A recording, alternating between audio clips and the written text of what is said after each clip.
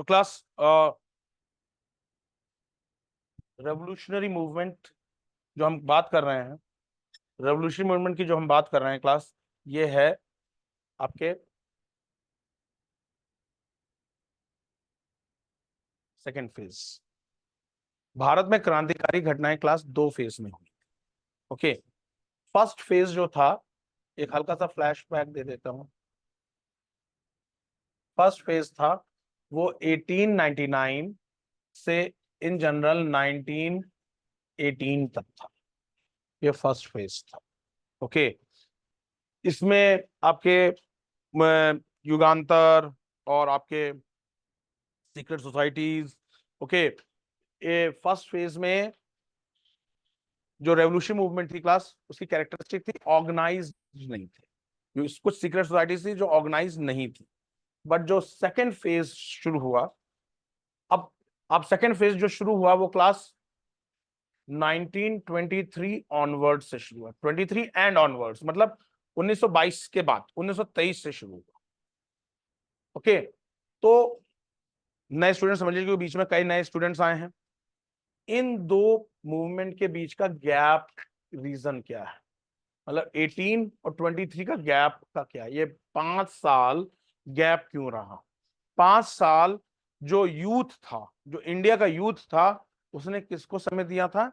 गांधी जी को समय दिया था। गांधी जी आए और आते ही छा गए। ओके, मतलब बड़े बड़े, हाँ, चंपारण भी सक्सेसफुल रहा। ओके, खेड़ा भी सक्सेसफुल रहा। ओके, अहमदाबाद मिल स्ट्राइक भी सक्सेसफुल रही। तो गांधी जी साथ लोग जुड़ते रहे। गांधी जी को लोग एक मैजिकल बाबा कहने लग गए, जादू का बाबा कहने लगे कि ये सब कुछ, हर दर्द की दवा, हर बीमारी के इलाज गांधी जी। ओके, अब इसे कह सकते हो कि मतलब ये मतलब जहाँ कुछ नहीं है वहां गांधी जी कर दो, गांधी जी कुछ ना कुछ तो सोल्यूशन निकालेंगे ही निकालेंगे।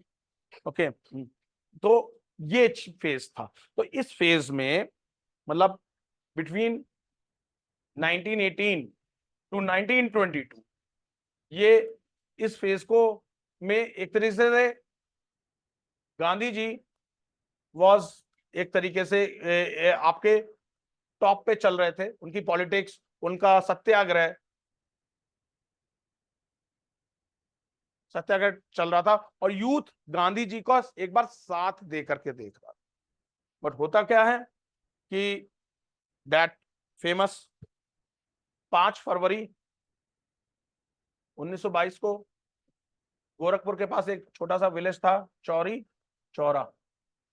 ओके, यहाँ पे कुछ पुलिस वालों को, उनको पुलिस स्टेशन में घेर करके जिंदा जला दिया जाता है। और as a result Gandhi ji अपना non cooperation movement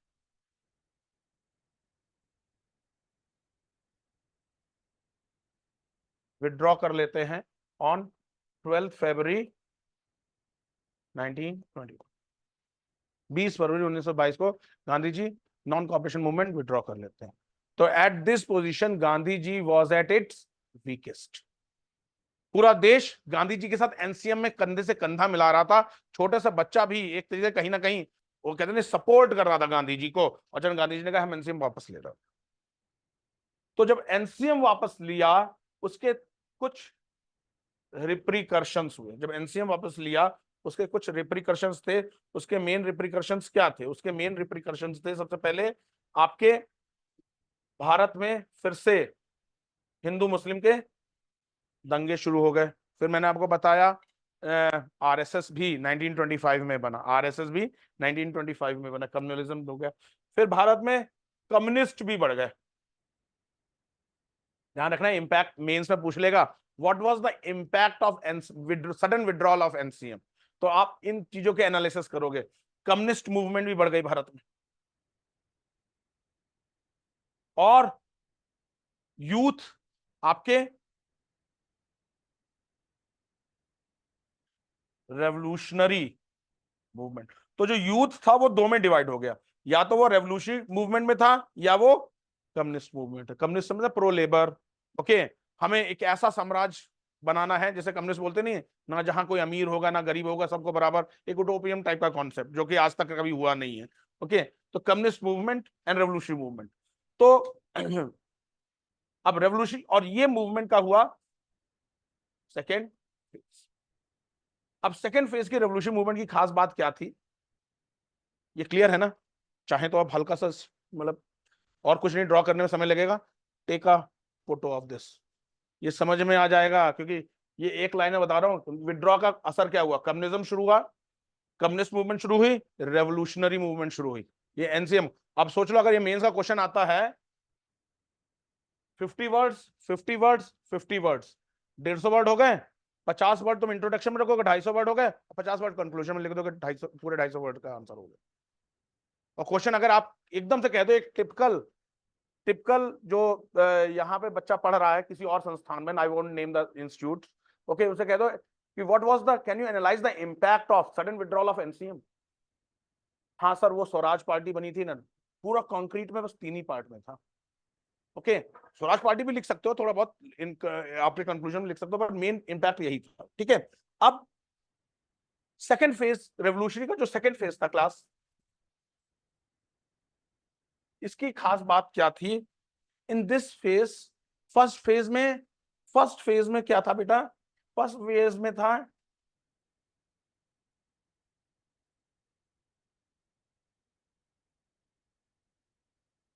individual heroism. मतलब मैं सीधे ब्रिटिश एम्पायर से लड़ सकता हूं, Sunny Deol. Okay, okay, okay, बोलो, हम वो दो हमारे रेवोल्यूशनरीज हैं, उनको उनका बहुत सम्मान होना चाहिए। ओके, तो इसमें कोई हम वो नहीं कर सकते, पर हाँ, इंडिविजुअल हीरोइज्म था। नहीं समझ पा रहे थे कि ब्रिटिश एम्पायर, एक दो अफसरों की शहादत से ना ब्रिटिश एम्पायर डिगने वाला नहीं था, नहीं समझ पा रहे थे। जैसे प्रफुल्ल चक्की, Khudiram Bose, if you remember, पढ़ा चुका हूं, प्रफुल्ल चक्की, खुदी, इंडिविजुअल, इन लोगों ने किंग्स, जो ब्रिटिश ऑफिसर ज्यादा तानाशाह होता था, जो ज्यादा इंडियंस को जेल या उनको फांसी की सजा देता था, उनको पर बम फेंक देते थे इंडिविजुअल। जैसे if you remember Chapekar brothers down in Maharashtra, हाँ, लेफ्टिनेंट रैंड को उन्होंने, लेफ्टिनेंट आयरेस्ट रैंड को मर्डर कर दिया था, ताकि वो घर घर जाके चेक कर रहे थे कि कौन कौन प्लेग के मरीज हैं। भाई घर घर जाकर के चेक करना, आज आज भी इंडियन कंजर्वेटिव है।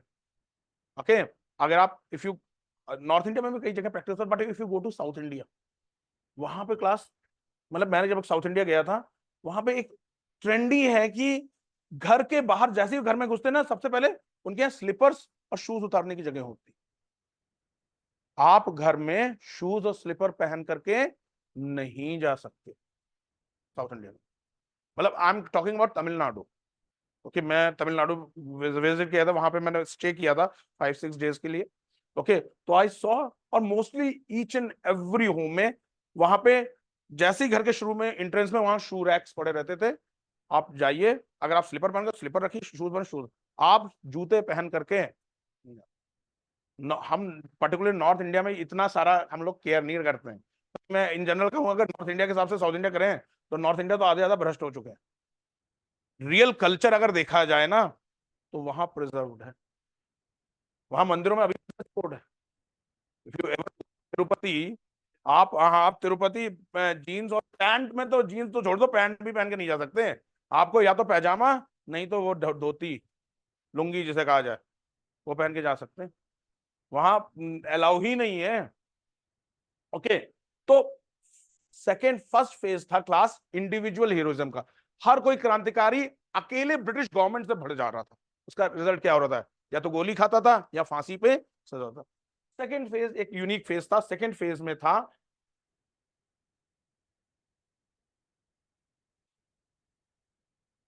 वो तो पीजेंट मूवमेंट, वो मास क्रिएशन था, पीजेंट मूवमेंट थी, कलेक्टिव मूवमेंट थी। ऐसे तो हम 1857 के रिवोल्ट के पीछे चलो, थोड़ा और पीछे चले जाओ। आई एम टॉकिंग अबाउट बेटा revolutionary movement. Phadke rebellion was a peasant movement, फड़करी रिबेलियन वाज सिविल रिबेलियन। के को अगर रेवोल्यूशनरी मूवमेंट मांगो,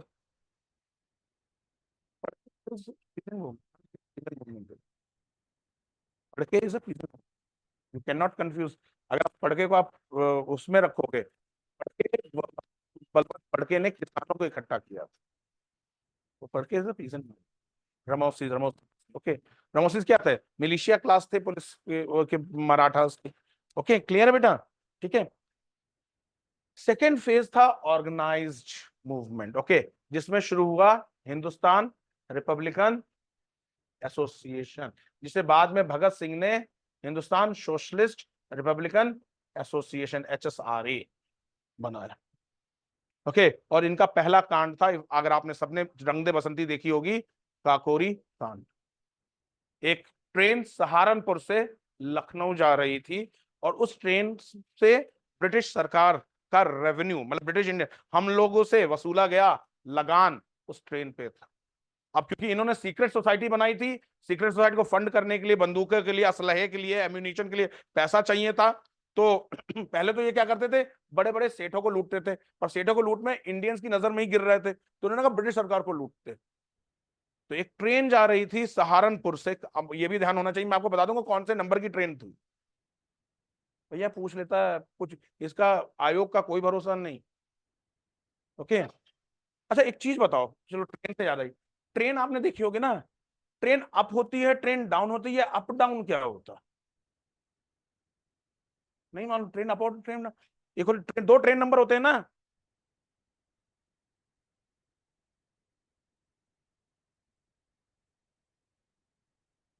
सर आपकी वॉइस नहीं आ रही है।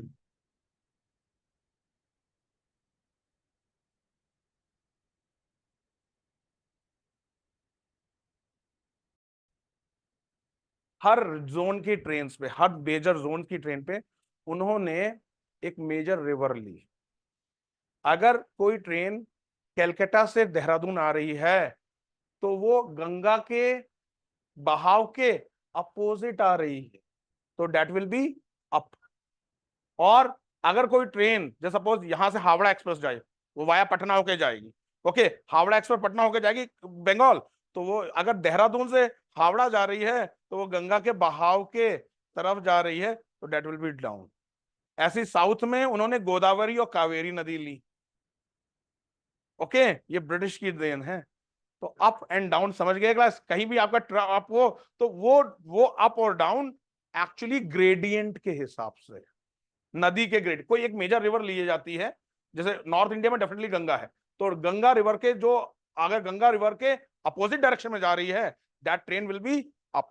और गंगा रिवर के साथ के डायरेक्शन में जा रही है, that train will be down. आप देख लो, देहरादून आने वाली सारी ट्रेनें अप होगी और देहरादून से जाने वाली सारी ट्रेनें डाउन। वो गंगा रिवर का ग्रेडियंट है। ओके, ये चीज डेफिनेटली सिविल सर्विस में नहीं पूछी जाएगी, बहुत रिमोट चांसेस आपसे इंटरव्यू में पूछ लिया जाए, बट मालूम एक एक्स्ट्रा चीज होने में क्या हो रहा है, कई बार ऐसे ही आप डिस्कस कर रहे हो, बाय चांस ये आ गया और आपने अपना ये चीज बता दिया, आपकी इमेज बन जाती है ग्रुप में कि यार इस बंदे को जबरदस्त नॉलेज है। ओके, एक इमेज इमेज सेविंग। तो क्लास सेकेंड फेज में क्या हुआ? सेकेंड फेज में ऑर्गेनाइज्ड रेवोल्यूशनरी, एक संगठन के रूप में वो हुआ संगठन ने, तो इसका इंपैक्ट भी फर्स्ट फेज से ज्यादा था। सेकेंड फेज में we know the greatest revolutionary like Bhagat Singh, Chandrashekhar Azad, Rajguru. Okay, मतलब there are numerous activities like Chittagong armoury raid, Surya Sen Surya Sen Chittagong armoury raid. तो we will study we one by one. Okay, आज और कल का लेक्चर लगेगा, we will complete this. Okay, heading डालिए class second phase of revolutionary movement in India, second phase of revolutionary movement in India 1924 to 1935। Second phase of revolution movement in India 1924 to 1935।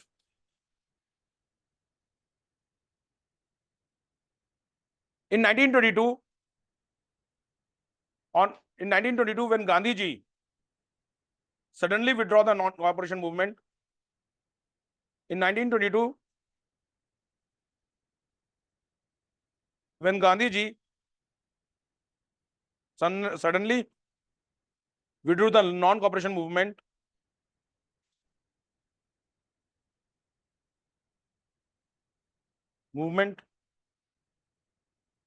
the youth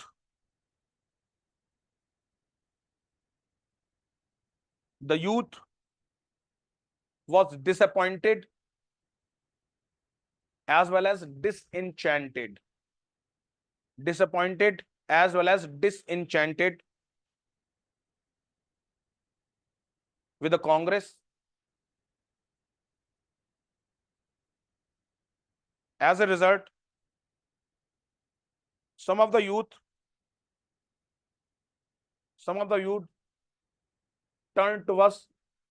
turned toward communist movement, turned towards communist movement, while majority of the youth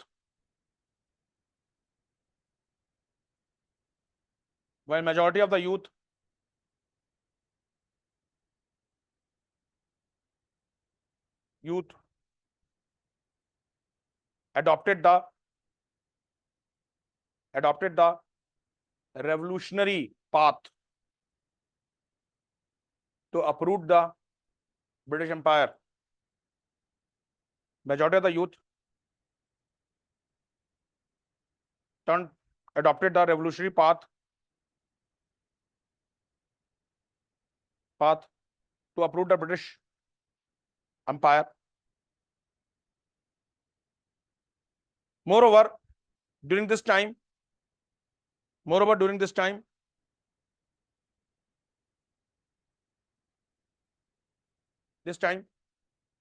were major movements going on in Russia, Turkey, Egypt, China.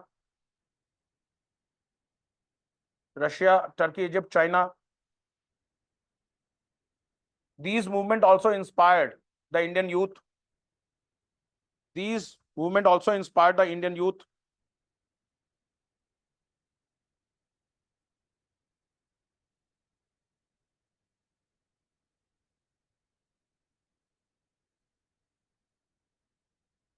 In this phase, the revolution movement in North India, the revolution movement in India was witnessed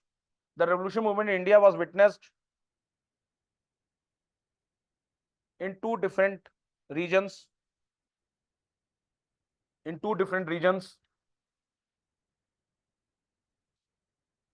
One was Punjab and United Province. तब उत्तर प्रदेश नहीं था. Punjab and United Province. The second was Bihar and Bengal.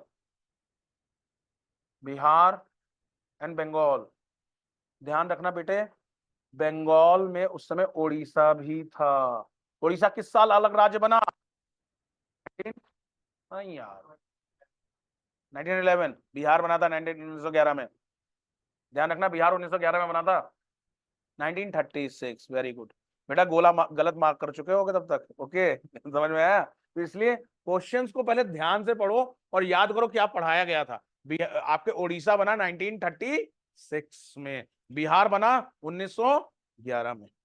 1911 में बिहार बना. 2011 में बिहार ने 100 साल बनाया था नीतीश कुमार ने. ओके, मिस्टर नीतीश कुमार ने 100 साल का सेलिब्रेशन किया था 2011 में. देखिए, तो दो रूप में रेवोल्यूशनरी मूवमेंट्स हुई. एक हुई यूपी और पंजाब में, और दूसरी हुई बिहार और बंगाल. बंगाल मतलब ओडिशा भी था, क्योंकि ये सूर्यसेन थे ना, ये चित्तागोंग आर्मनी रेड का, ये इनमें कुछ रीजन इनका उधर था, ओडिशा साइड भी था. ओके, ये क्लास रेवोल्यूशनरी मूवमेंट इन नॉर्थ इंडिया. इसके बाद बंगाल वाला करेंगे. Revolutionary movement in north India. The prominent revolution in North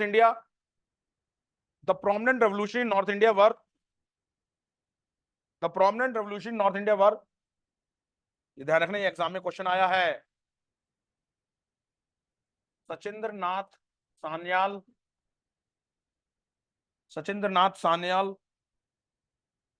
who wrote his famous book, anybody in the class?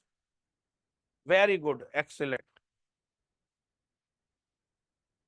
बंदी जीवन, ये एग्जाम में बहुत बार क्वेश्चन बना.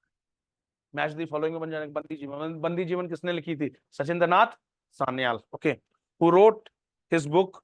सचिंद्र नाथ सान्याल. किस भाषा में? ये यूपीएससी लेवल का क्वेश्चन है. अब ये यूपीएससी लेवल का, in Hindi and Gurumukhi. In Hindi and Gurumukhi. Hindi and Gurumukhi.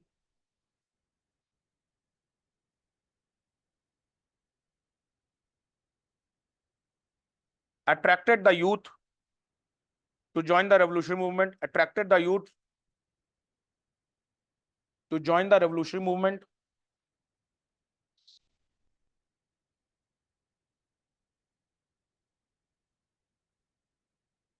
Join the revolutionary movement.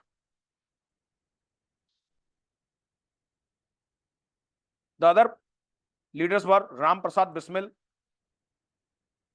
The other leaders were Ram Prasad Bismil,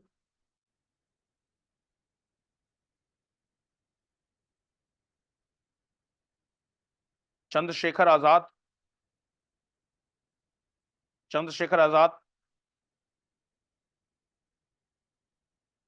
Ashfaqullah Khan,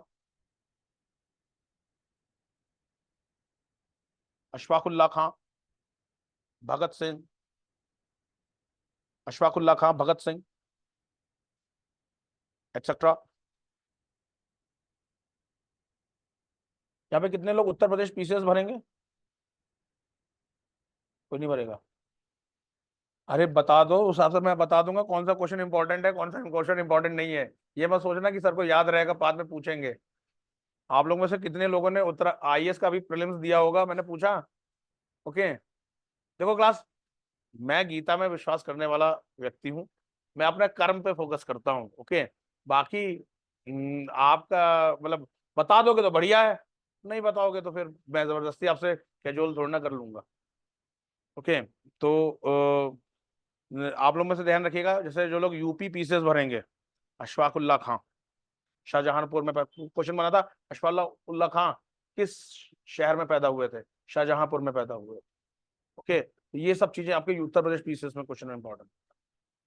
okay, तो आपको बताता रहूंगा किस किस एरिया से क्या क्या इंपॉर्टेंट है, क्या यूपीएससी के हिसाब से इंपॉर्टेंट है, क्या पीसीएस के हिसाब से इंपॉर्टेंट है, क्या उत्तराखंड है, क्या उत्तर प्रदेश है, क्या बिहार है, क्या हिमाचल प्रदेश पीसीएस है, क्या राजस्थान पीसीएस है। ओके, तो लिखिए class, next line.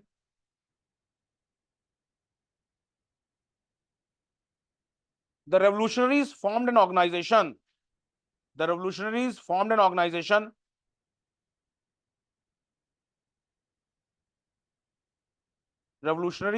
organization known as Hindustan Republican Army.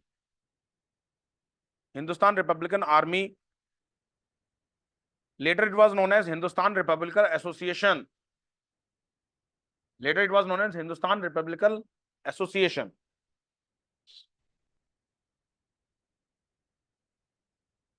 By Sachindranath Sanyal.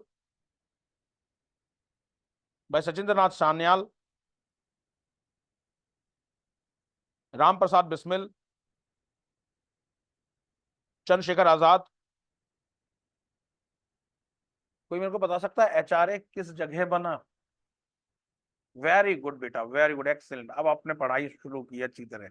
Okay, देखिए, और किस साल और किस ईयर, किस महीने, किस ईयर और किस कौन से मंथ? 1928 बेटा, वो एचएसआरए था। 24, वेरी गुड। और मंथ, कठिन क्वेश्चन पे बनता जा रहा है, अक्टूबर 1924। देखिए, they gathered in Kanpur in October 1924. They gathered in Kanpur in October 1924 and established HRA. ध्यान रखना, ये मत सोचना कि कानपुर में बना तो उत्तर प्रदेश पीसीएस ही पूछ लेगा। एचआरए बहुत इंपॉर्टेंट ऑर्गेनाइजेशन था, आगे चल के भगत सिंह इससे जुड़े हुए थे, अशफाकुल्ला खान इससे जुड़े हुए थे। ओके, तो ये इंपॉर्टेंट है हर के लिए, चाहे यूपीएससी हो चाहे पीसीएस हो, मालूम होना चाहिए कहां बना था। एचआरए कानपुर में बना था। ओके, देखिए, the major objective of the HRA was to end the British rule and to establish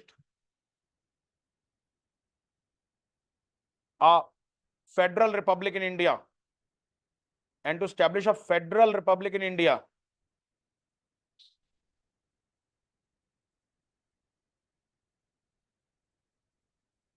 तो कोणार्क जी बताएंगे। कोणार्क जी मेरे को कुछ समझा सकते हो ये फेडरल रिपब्लिक क्या मतलब क्या होता है?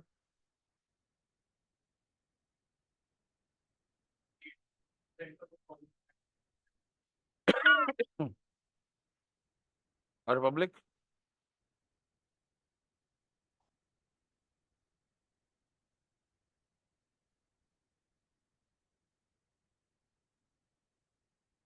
लिख तो ले लो, मैं वही कहता हूँ ना, जो लिखो एटलीस्ट मालूम होना चाहिए क्या लिख रहे हैं।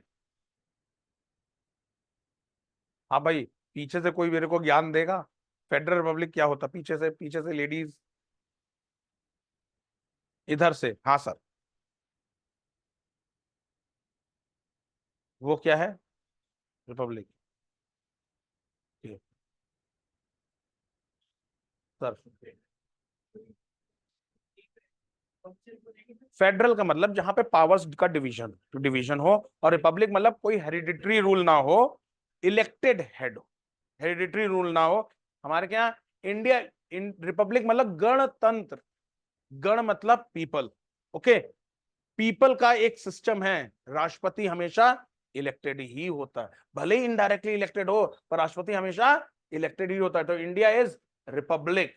दूसरा, रिपब्लिक का मतलब यह होता है every post in India including the prime minister and president is open to all, मतलब इंडियन सिटीजन, ये नहीं कि बाहर का कोई व्यक्ति बन सकता है, Indian citizen, open to all. Republic का मतलब ये दो होता है। रिपब्लिक का मतलब ये नहीं कि सिर्फ एक ही, कि आपके घर आपके सरनेम के पीछे एक पर्टिकुलर वर्ड लगा है, ओके, तभी आप सत्ता पे बैठ सकते हैं, ऐसा कुछ नहीं। यहाँ पे कोई भी मतलब ये चाय वाला भी प्रधानमंत्री बन सकता है। भाई सिंपल बात है भाई, हमारे क्या प्रधानमंत्री साहब खुद ही बोलते हैं, ओके। तो मतलब रिपब्लिक का मतलब क्या है? Anybody can take any post, republic. Republic का मतलब का दूसरा मतलब क्या है? The top, the top people are elected, not by hereditary. ये नहीं कि मेरे दादी जी भी प्राइम मिनिस्टर थी, मेरे पिताजी भी प्राइम मिनिस्टर थे, तो इसलिए बाय डिफॉल्ट, ओके, मैं भी प्राइम मिनिस्टर हूंगा, ऐसा नहीं हो सकता। नहीं, मैं उस पर कोई टिप्पणी नहीं करूंगा। तो मतलब कहने का मतलब ये, आप समझो क्लास, रिपब्लिक और फेडरल। फेडरल का मतलब है डिवीजन ऑफ पावर। आज इंडिया क्वासी फेडरल है, क्वासी फेडरल है मतलब फेडरल जैसा, जहां पे सेंटर और स्टेट्स के बीच में ताकत का बंटवारा, फेडरल। ओके, क्लियर है गाइस? ओके, तो फेडरल रिपब्लिक, ओके, लिखिए क्लास। यहां जितने बैठे हैं समझ में आ गया फेडरल रिपब्लिक क्या होता है? इंडिया फेडरल है, सेंटर और स्टेट्स अलग अलग काम कर रहे हैं, उनकी ताकतें अलग अलग है। सेंटर स्ट्रांग है, पर स्टेट्स के पास अपनी ताकतें हैं, ओके। अब जैसे कल, अभी 3 दिन पहले हमारे फाइनेंस मिनिस्टर ने क्या कहा? कहा अगर स्टेट एग्री होते हैं तो पेट्रोल को हम जीएसटी में ला सकते हैं। लाएंगे, स्टेट एग्री कहां से होंगे? स्टेट के पास पैसा ही नहीं है, वो पेट्रोल से ही पैसा कमाते हैं। मतलब पेट्रोल पे क्लास, जितना पेट्रोल का प्राइस है ना, 150% टैक्स पड़ता है, 150% टैक्स पड़ता है पेट्रोल पे। मतलब सपोज 40 रुपए पेट्रोल है ना, तो उसका 150% टैक्स होकर कर रहा है।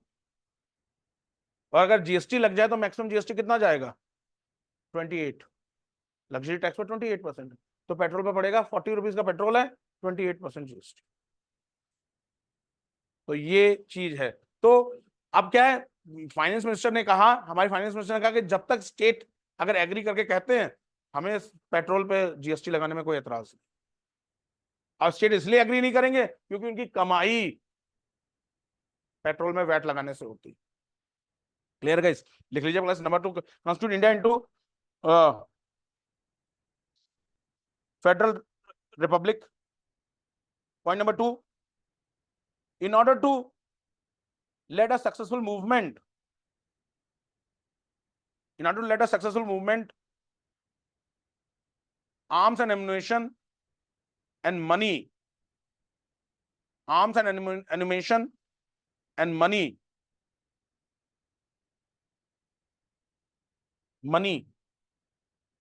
should be gathered through political dacoities, should be gathered through political dacoities। I hope डकैती लिख लेंगे।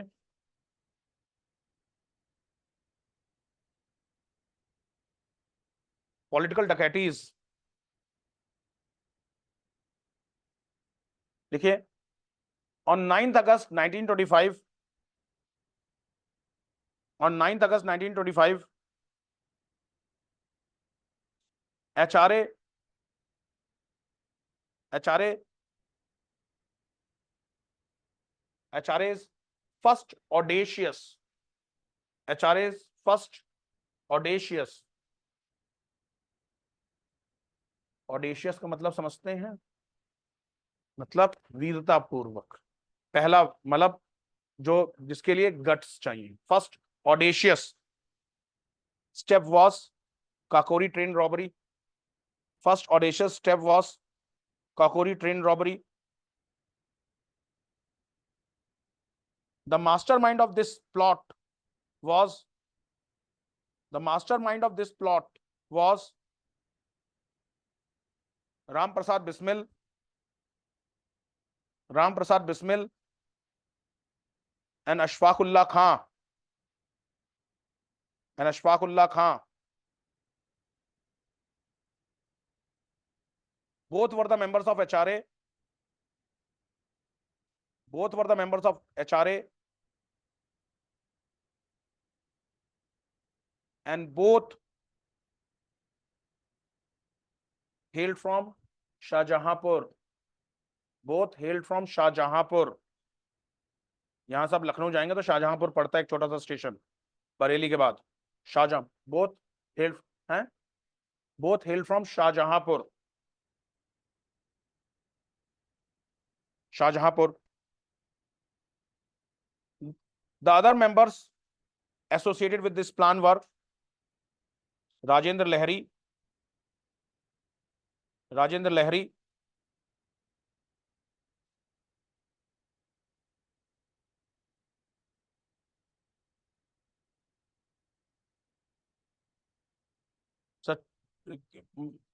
चंद्रशेखर आजाद, चंद्रशेखर आजाद,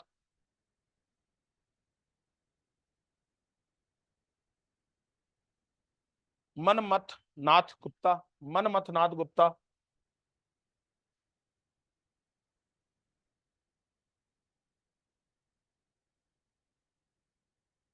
मनमथ नाथ गुप्ता, सचिंद्र बख्शी,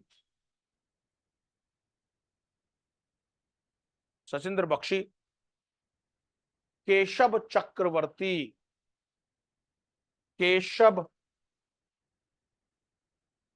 चक्रवर्ती, आई होप चक्रवर्ती तो लिख लेंगे,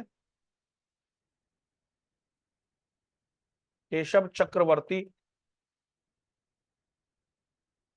मुकुंदी लाल, ये उत्तराखंड के मुकुंदी लाल वो नहीं है बैरिस्टर वाले, ओके, मुकुंदी लाल, मुरारी लाल गुप्ता,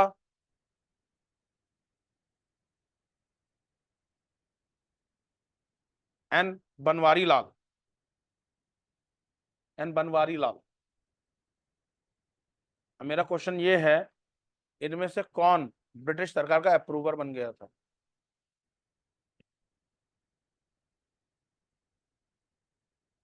किसी ने रंग दे बसंती सही से देखी नहीं है, और किसी ने वो मूवी तो देखी नहीं है, that 23rd Bhagat Singh, that Ajay Devgan वाली अच्छी मूवी तो आप लोग देखते नहीं हो, ओके, शहीद भगत सिंह, ओके। ध्यान रखिए, Banwari Lal, Banwari Lal became the approver.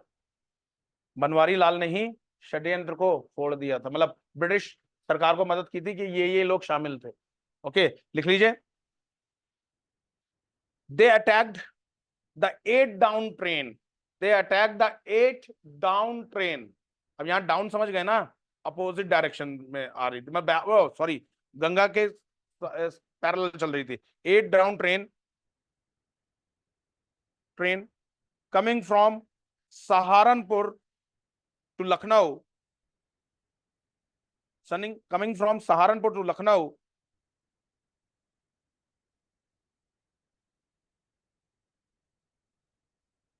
they attacked the train at a small station called Kakori. They attacked the train at a small station called Kakori. Kakori के कबाब बहुत फेमस है, काकोरी कबाब, ओके। काकोरी,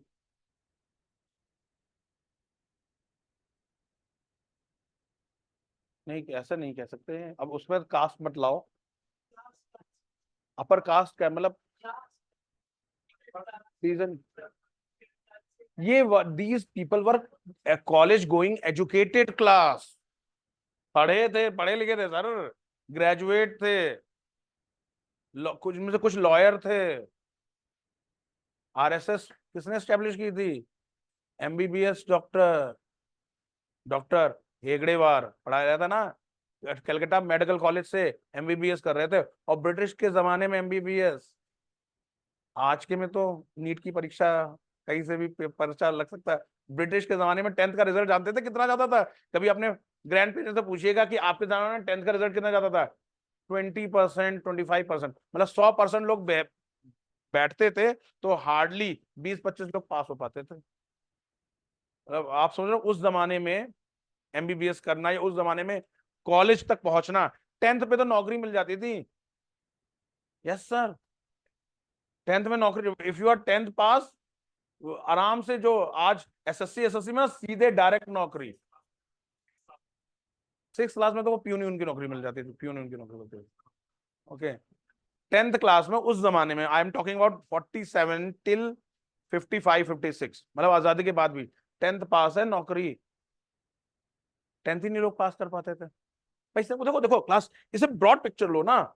जब अंग्रेज भारत छोड़े, नए स्टूडेंट अंग्रेज भारत छोड़े, भारत में लिटरेसी रेट कितना था? 7%। 1947 भारत में लिटरेसी रेट 7% था। 100 लोग रहते हैं, 7 लोग पढ़े लिखे, और उनमें से फिर कितने लोग 10th पास होंगे? तो कॉलेज तो सोच ही लो, कॉलेज, अब आप सोच रहे हो ना, तो इसलिए 10th पास को नौकरी। आज क्या है, हर दूसरा लड़का पढ़ा लिखा, भले ही उत्तराखंड में अगर आप एचएनबीजीयू में है तो चित्रा और मानसी गाइड से पढ़ करके आपने एग्जाम दे दिया हो, फर्स्ट डिवीजन हासिल कर ली हो, ओके, पर ग्रेजुएट तो है ना आप। और जैसे ही आप ग्रेजुएट हो जाएंगे, आपको क्या चाहिए? नौकरी, और नौकरी वो भी सरकारी। ओके, इनमें से दैट्स व्हाई मैंने कहा ना, आजकल अभी मतलब एग्जाम अगर सही से ले लिया जाए 10th का, तो जो 10th पास वाले भी है ना, वो भी 10th का एग्जाम सही से पास ना कर पाए। एक तो आधा रट्टाफिकेशन चलता है, फिर हमारे एजुकेशन सिस्टम, चाहे वो यूपी हो चाहे बिहार हो, ह्यूमन पिरामिड देखा है ना, चीटिंग पे चीटिंग, वो ऊपर ऊपर ऊपर ऊपर करके पर्ची फर रहे, हरियाणा में भी था पर्ची फर रहे फिरना, तो ये सब चीजें। तो रियल में एजुकेशन, रियल में तो आप, एक बच्चा चीटिंग करके 10th पास हो जाता, चीटिंग करके 12th पास हो जाता, इधर उधर चीटिंग कर करके ग्रेजुएट हो जाता, इधर वो ग्रेजुएट हो जाता तो वो अपने आप को ग्रेजुएट मानने लग जाता, फिर कहता मेरे को सरकारी नौकरी दो। अरे सर, आप तो 10th ही पास करने लायक नहीं थे।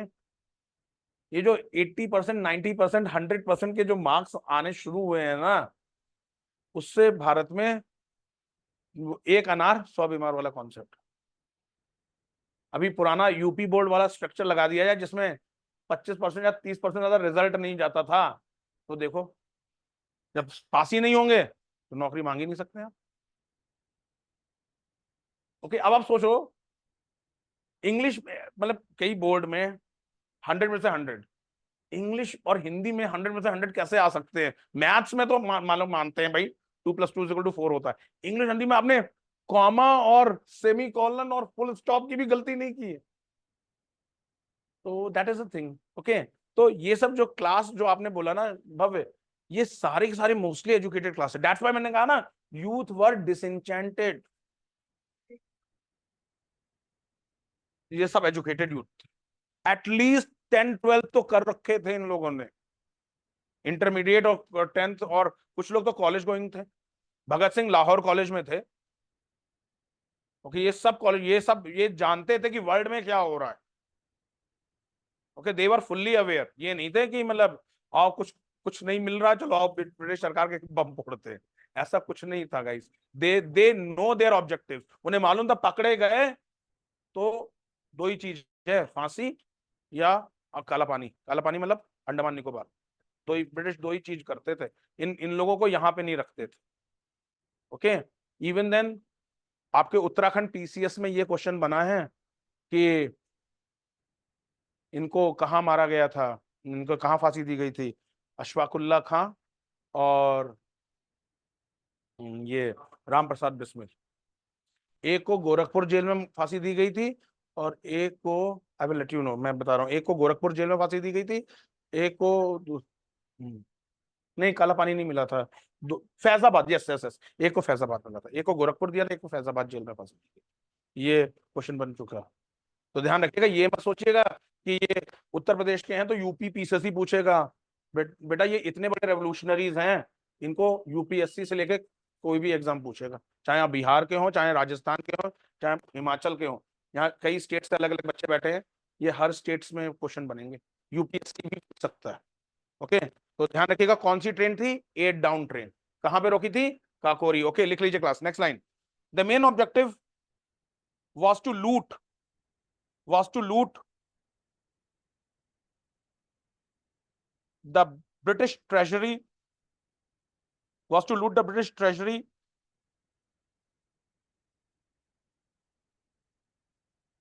there was exchange of fire, there was exchange of fire, and one passenger was killed unintentionally.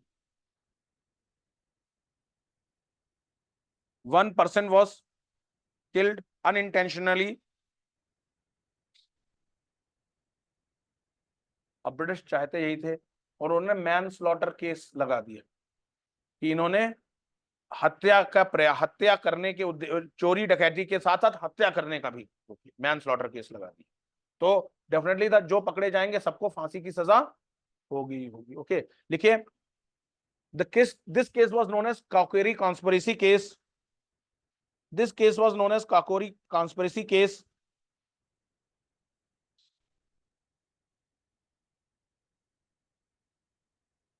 and British administration started manhunt, British administration started manhunt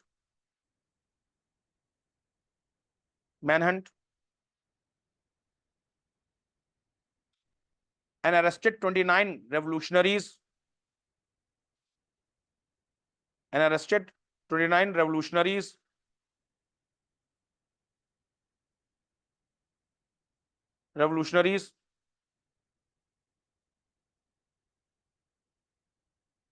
prominent among them were Ram Prasad Bismil, Ashfaqullah Khan, Ram Prasad Bismil, Ashfaqullah Khan,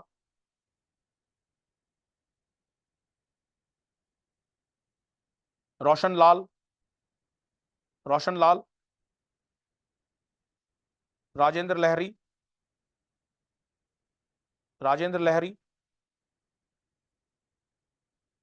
Ram Prasad Bismil, Ashfaqullah Khan, Roshan Lal, Rajendra Lahiri,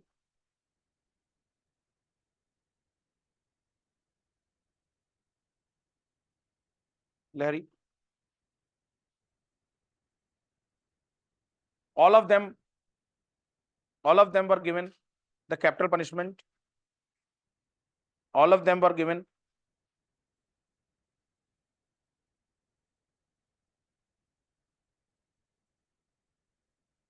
the capital punishment,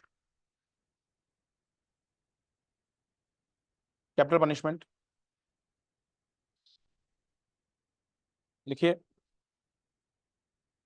Ram Prasad Bismil was executed in Gorakhpur jail. Ram Prasad Bismil was executed in Gorakhpur jail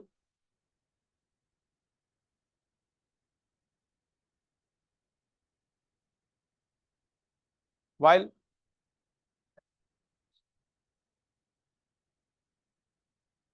Ashfaqullah Khan was executed in Faizabad jail.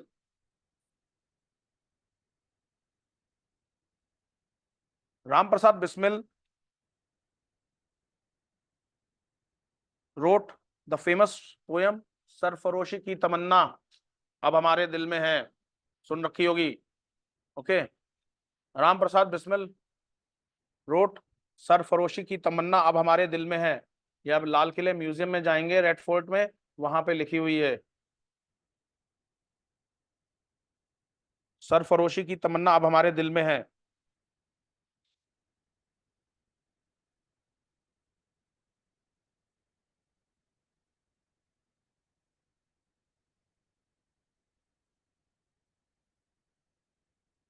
देखिए, in the Kakori conspiracy, Chandrashekhar Azad manage to flee, Chandrashekhar Azad manage to flee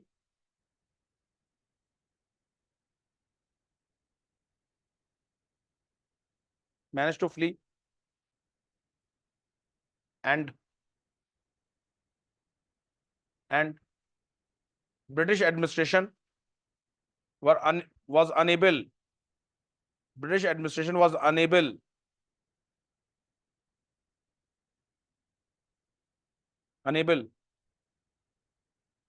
to catch him. अच्छा, एक मेरा question है बहुत easy सा, देखिए क्या आपकी जीके का लेवल है। चंद्रशेखर आजाद किस स्टेट को बिलोंग करते हैं आज के स्टेट में? आज के स्टेट में चंद्रशेखर आजाद किस स्टेट को बिलोंग करते थे? हरियाणा, मध्य प्रदेश और राजस्थान। पाकिस्तान मतलब पाकिस्तान के पंजाब, ध्यान रखिएगा क्लास, इट्स मध्य प्रदेश, मध्य प्रदेश मध्य प्रदेश। चंद्रशेखर आजाद मध्य प्रदेश को बिलोंग करते, ओके। ठीक है क्लास, नेक्स्ट। तो ये थे Kakori conspiracy case, okay. Kakori पहला केस था, काकोरी कॉन्स्पिरेसी। दूसरा केस आता है क्लास जो अभी हमने आपको पढ़ाया था, दैट इज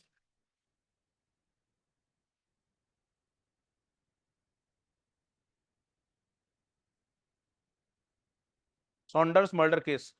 कहानी तो आपको मालूम होगी, ओके। साइमन कमीशन के प्रोटेस्ट में, आपके लाहौर में प्रोटेस्ट चल रहा था साइमन गो बैक का, उसमें एक पुलिस ऑफिसर था जिसका नाम था स्कॉट। उसने वो लाठी चार्ज का ऑर्डर देता है, लाठी चार्ज का ऑर्डर देता है, और उस लाठी चार्ज में हमारे one of the extremist leader Lala Lajpat Rai बुरी तरह घायल हो जाते हैं, ओके। और उसके बाद कुछ दिनों बाद उनकी डेथ हो जाती है ड्यू टू हार्ट अटैक। इसके लिए जो लाला लाजपत राय वॉज एन एक्सट्रीमिस्ट लीडर, उग्रवादी दल के एक लीडर थे, तो उनसे जो यूथ था काफी इंस्पायर्ड थे। उनमें चंद्रशेखर आजाद, भगत सिंह, ओके, और राजगुरु और सुखदेव, ये अपने एक तरीके से प्रॉमिस डिटरमाइन करते हैं कि दे विल किल स्कॉट, जिसने ऑर्डर दिया था।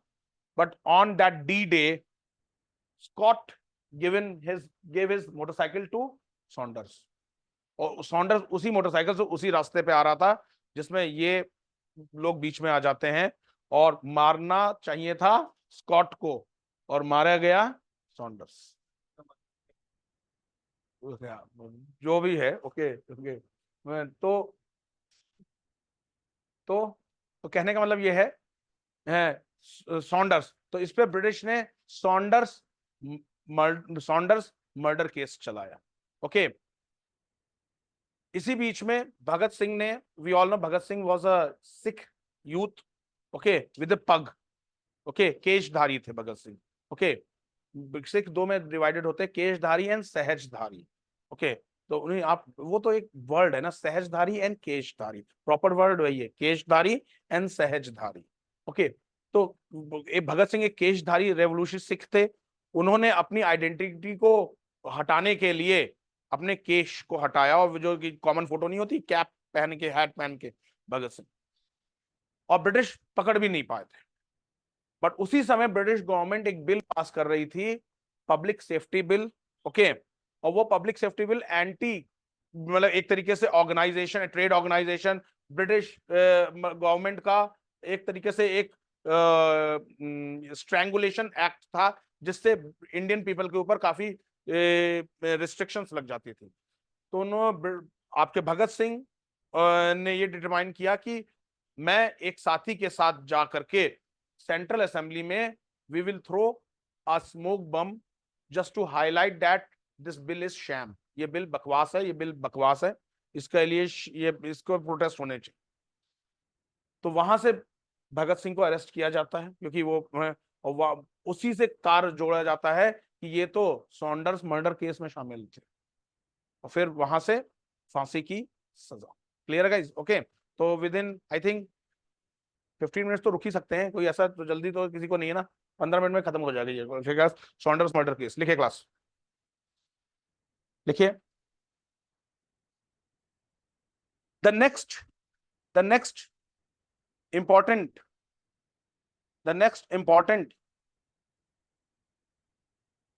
event in HRA was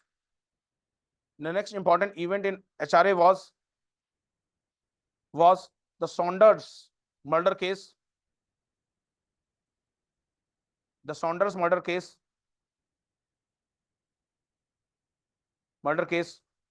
when on 30 October 1928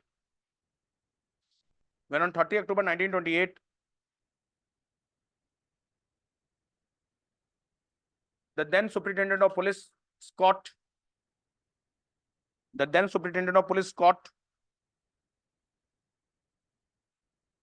ordered a lathi charge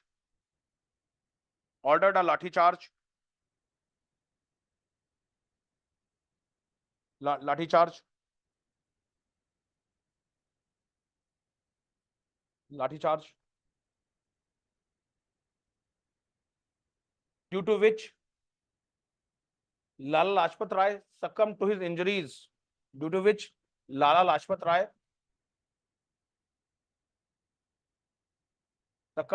injuries.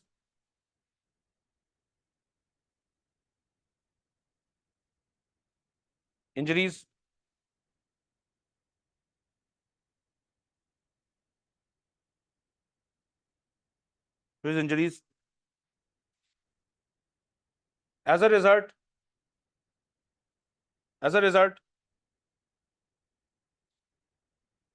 Bhagat Singh, Chandrasekhar Azad, Rajguru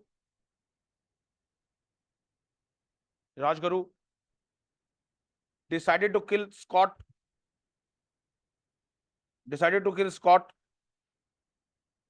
but due to mistaken identity,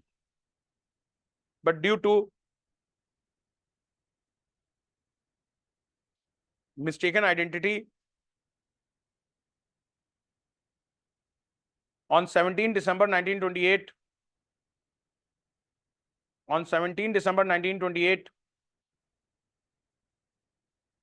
Bhagat Singh and Shivram Rajguru killed Assistant Superintendent John Saunders.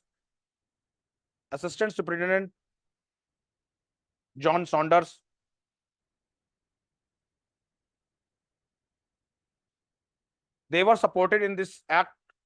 They were supported by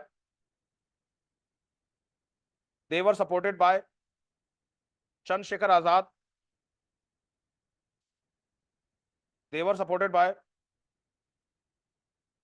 Azad. And Sukhdev Thapar. Chandrasekhar Azad and Sukhdev Thapar.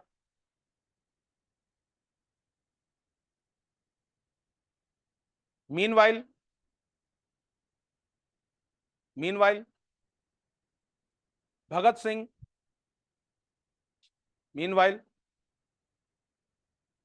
Bhagat Singh changed the name of HRA. Bhagat Singh changed the name of HRA into HSRA. That is Hindustan Socialist Republican Association. HSRA. In September 1928, at Delhi, in Firozshah Kotla Maidan,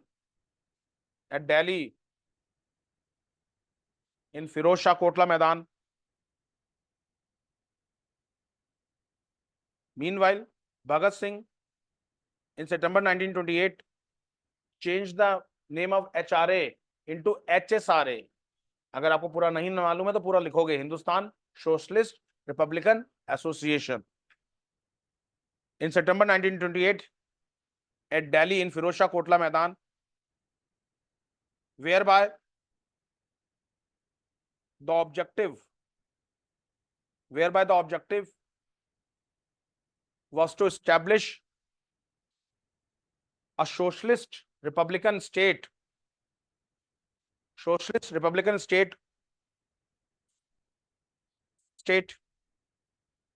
in India.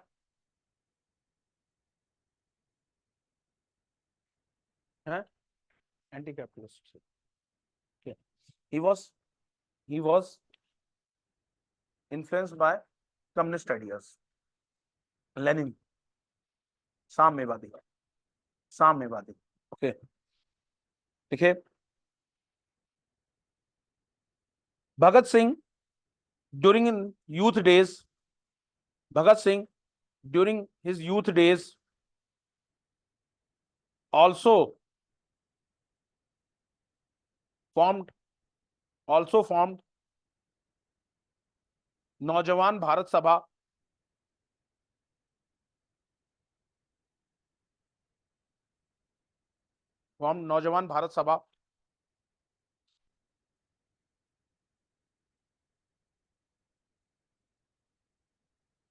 लिखिए, he was born on 28 September 1907. He was born on 28 December 1907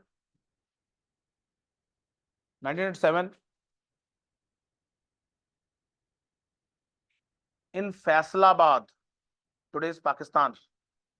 In Faisalabad, today's Pakistan.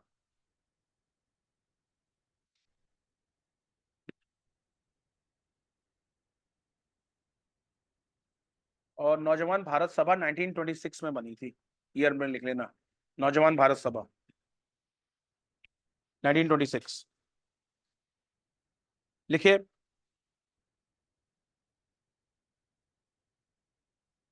on 8th April 1929,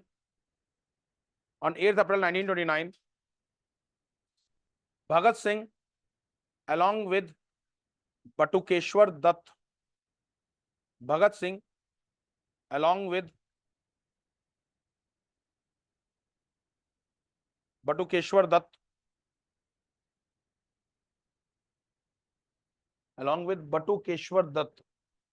ऐसा लग रहा कि आप पहली बार सुन रहे हैं, कोई बात नहीं, अब याद रखिएगा.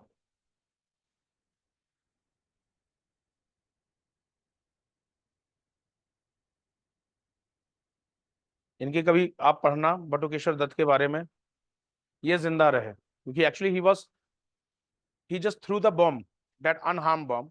तो ब्रिटिश सरकार ने इनको कोई ऐसी सजा नहीं दी थी.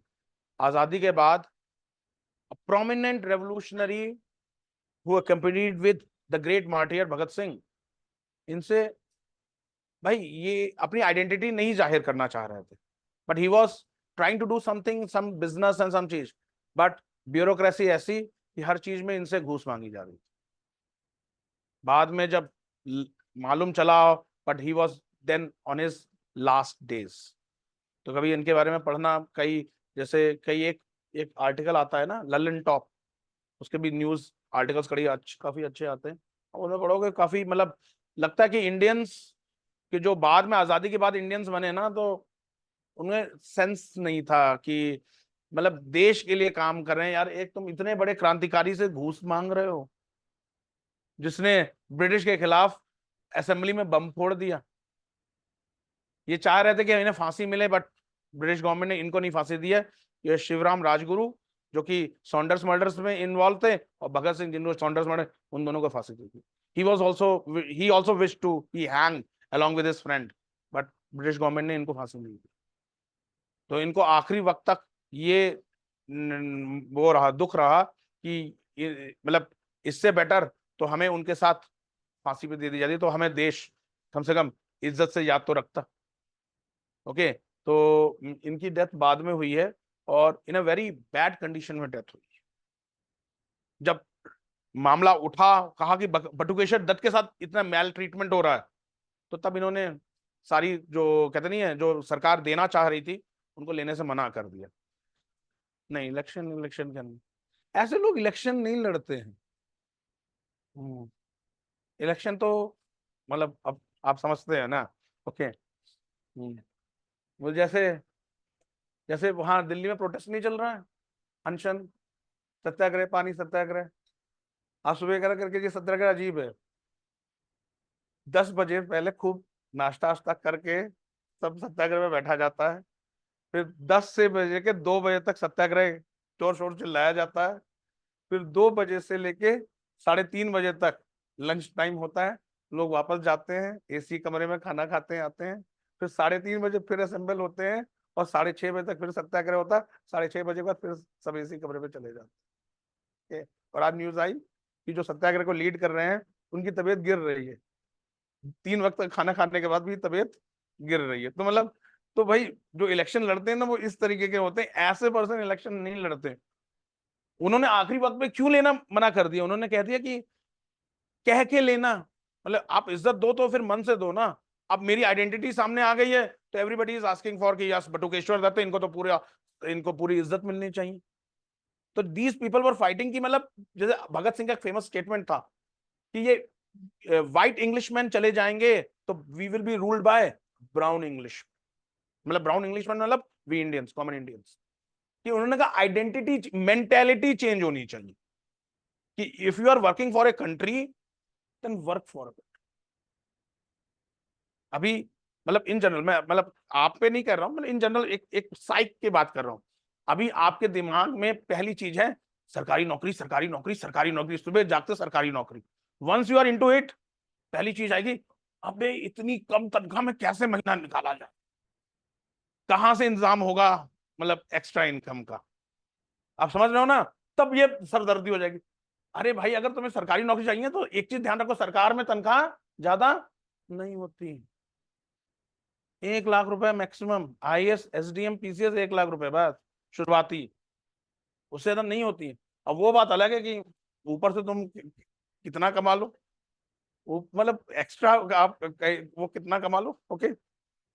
बट कहने का मतलब ये है कि ये साइक है ना कि once you are into the government, main चीज है we will exploit the things.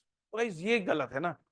अब जैसे उत्तराखंड में है, once you are in Uttarakhand, सब चाहेंगे कहां कहां सर्विस मिले, हरिद्वार, देहरादून या हल्द्वानी। कोई पहाड़ नहीं जाना चाहता। हाँ रोड की मतलब वही हरिद्वार में ही आता है ना। कोई पहाड़, अरे अगर सब प्लेन में आ जाएंगे तो पहाड़ पे कौन सर्विस देगा भैया? तो ये साइक चेंज करने वाली, अगर आप गवर्नमेंट सर्विस में हैं तो गवर्नमेंट कहीं भी भेजे, आपको हंसी खुशी जाना चाहिए। पर वो चेंज नहीं है ना। हम वो, तो भगत सिंह यही कहते थे कि the Englishman will be gone and we will be ruled by brown Englishman. वही चीज को, तो ये मेंटेलिटी चेंज, अगर आप गवर्नमेंट सर्विस में हैं तो फिर आप ये सोच के चलो गवर्नमेंट कहीं भी फेंकेगी आपको पूरे, अगर आप ऑफिसर हैं तो आपको गवर्नमेंट पूरा ध्यान रखेगी, बंगला देगी। मतलब अगर आप आईएएस या पीसीएस हैं, बंगला देगी, आपको आपको बटलर्स मिलेंगे, सारा चीज मिलेगा, ओके। लोअर पीसेस में है, आपको बाकायदा एकोमोडेशन मिलेगा, आपको पूरा पूरा सारा चीज मिलेगा। बट आपको ये भी समझना पड़ेगा कि you are serving the people. आपके थ्रू आप पीपल को सर्व कर रहे हैं। गवर्नमेंट सर्वेंट कहा जाता है ना, सर्वेंट कहा जाता है ना कि पब्लिक सर्वेंट है, पब्लिक सर्वेंट। तो आप जनता के सेवक हो, मतलब ये चीज साइक ध्यान रखना, ओके। ये मत सोचना कि हम आईएएस बन गए या पीसीएस बन गए अब तो बस मतलब खूब माला माल होंगे। ये साइक गलत है। एटलीस्ट मतलब मैं आपकी बातें सुनूं आगे चल के सिलेक्टेड करने के बाद, तो मैं गर्व से कहूं ये मेरा स्टूडेंट है। ये नहीं कि टीवी पे आपका आए तो मैं टीवी बंद कर दूं कि यार कहीं मेरे स्टूडेंट की न्यूज नहीं आ रही है, ओके। मुझे गर्व फील होना चाहिए कि ये मेरा स्टूडेंट, जैसे मंगेश घिल्डियाल, कभी भी इनकी न्यूज आती है तो मेरी वाइफ मेरे को तुरंत बुलाती है, वो देखो तुम्हारी स्टूडेंट की न्यूज आ रही है। आई फील प्राउड कि हाँ ये कभी मेरे साथ एसोसिएट रहा था, ओके। तो now he is serving the PMO, okay. तो गाइज ये चीज ध्यान रखिएगा। और बाकी खाने में नमक की तरह तो आपको मिलेगा ही मिलेगा, ओके। दिक्कत तब होती है जब आप नमक से ज्यादा डिमांड करते, ओके। बाकी आप खुद समझदार, ओके। लिखे class, okay. Let's finish this thing. तो असेंबली में बम किसने फेंका था? दो ने, भगत सिंह और बटुकेश्वर दत्त ने। He threw the bomb in central legislative assembly on 8th April 1929 when trade dispute bill and safety bill was tabled. when trade dispute bill and safety bill was tabled,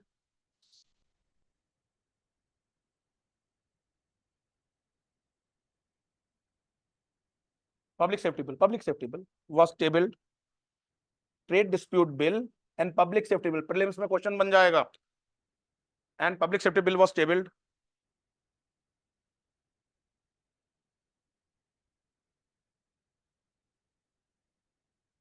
These two were arrested, and very soon,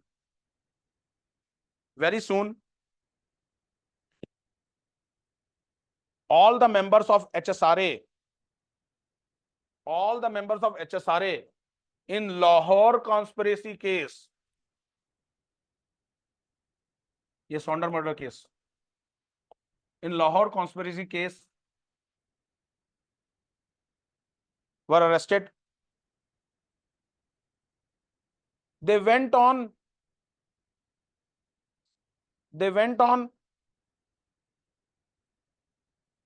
ये, हाँ नहीं, Saunders murder case Lahore में हुआ था ना, murder conspiracy case बना दिया। उनको लगता था ये हर चीज ब्रिटिश के खिलाफ, गवर्नमेंट के खिलाफ सैबोटाज करने की, against the emperor, against the king emperor, वो कॉन्स्पिरेसी केस। और कॉन्स्पिरेसी केस में एक ही सजा होती है, फांसी की। ब्रिटिश जितने फ्रिक्वेंट, वही तो ना, अब ब्रिटिश कहते हैं ना कि अब फांसी नहीं मिलनी चाहिए जब आपको ना, तो कहावत तो वही है, 900 चूहे खा के बिल्ली चली हज को। तुमने जितना और कॉलोनी में कत्लेआम किया है, तो उसके बाद अब तुम कह रहे हो कि अब हम हमारे यहाँ कैपिटल पनिशमेंट नहीं दी जाती है, तो यार ये तो मजाक है। आपको पुराने स्टूडेंट्स जानते हैं 1857 का रिवोल्ट, जब चतीसूरा का मैसाकेयर होता है, सतीचूड़ा का मैसाकेयर हुआ था आपके कानपुर में, उसका रिवोल्ट, मतलब नाना साहब ने कानपुर में ब्रिटिश को सेफ पैसेज देने की बात कही थी, जो, बट उस समय इतने 4 सेंटिमेंट्स थे कि नाना साहब की बात किसी ने सुनी नहीं, और जो ब्रिटिश वहां पे थे उनको ढूंढ ढूंढ करके इंडियंस ने मार दिया। 4 सेंटिमेंट्स थे। उसका बदला ब्रिटिश ने सतीचूड़ा मैसेकर का बदला ये लिया कि कानपुर से इलाहाबाद तक के दोनों तटों पे जो गांव थे ना, 10 साल से ऊपर के और 70 साल तक के जितने जेंट्स थे सबको फांसी पे चढ़ा, and that was known as the greatest massacre in India. उसका कहीं बुक्स में जिक्र नहीं। तब कहां गया rule of law? Rule of law कहते थे ना कि भाई जब तक एविडेंस ना हो तब तक चीजों के रूल ऑफ लॉ। मोपला, हाँ मोपला बंद वैगन में कर दिया। तो that is the thing, these people were, British अब कुछ भी कहें, उन्होंने जो कॉलोनीज पे किया ना, उसका वन, मतलब कभी आप शशि थरूर की ऑक्सफोर्ड में वो डिबेट देख लो कि ब्रिटिश जो आज बना है ना, वो कॉलोनी के दम पे ही बना है। हमारे और आपके पैसे लेके गए हैं, वो जो पैसे से ही ब्रिटेन बना, नहीं तो वो ग्रेट कुछ नहीं था Britain. Okay, let's finish this. Okay, लिखेगा, the other members were arrested in Lahore conspiracy case. These people went on indefinite hunger strike in jail. These people went on indefinite hunger strike in jail to get the status of political prisoners. To get the status of political prisoners.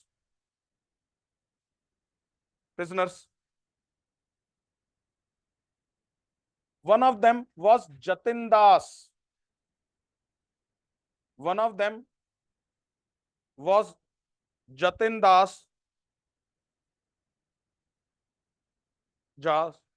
या जतिंद्र नाथ दास भी इनका पूरा नाम था। One of them was Jatin Das और जतिंद्र नाथ दास, who died in Lahore Central Jail, after 63-day hunger strike. After 63-day hunger strike on 13 September 1929. On 13 September 1929,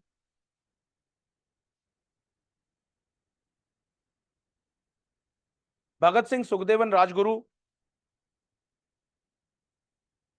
were charged.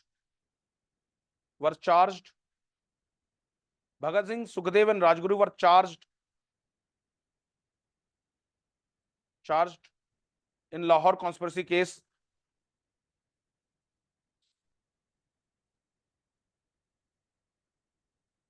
And they were hanged. And they were hanged on 23rd March 1931.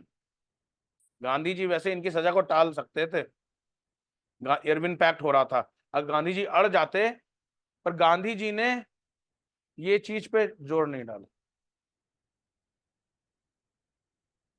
Lahore, Lahore, they were executed on 23rd March 1931 in Lahore Central Jail. Bhagat Singh wrote a book in the jail, Why I Am Atheist. Bhagat Singh wrote a book in the jail, Why I Am Atheist. Bhagat Singh wrote a book in the jail, Why I Am Atheist. मैं नास्तिक क्यों हूं। ठीक है, तो यहां पे रोक रहा हूं, कल बाकी रेवोल्यूशनरी फेज खत्म कर दूंगा, सो दैट वेडनेसडे को we will start with civil disobedience movement. Okay, clear है सिविल डिसोबीडियंस मूवमेंट।